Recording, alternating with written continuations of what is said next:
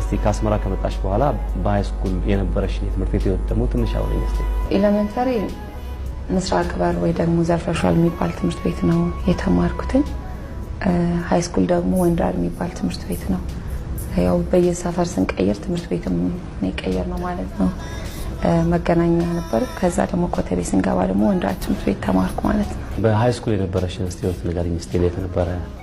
እንደውም የሰማሁት አንድ ነገር ነበርና ትምህርት ቤት ውስጥ በቁንጅናቸው ያው የፍቅር ጥያቄ ከሚቀርብላቸውና በጣም በተደጋጋሚ ከሚደበደቡ ሴቶች መካከል አንዷ ነበር የሚባለው ነገር እንዴት ነበር? እንደውም ከዚህ ጋር በተያያዘ እንደው አስገራሚ የፍቅር ጥያቄዎች ከነበሩ እስቲ ንገሪኝ።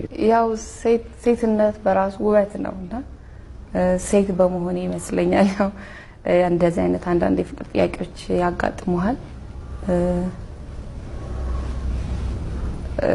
ዱላም ነበረ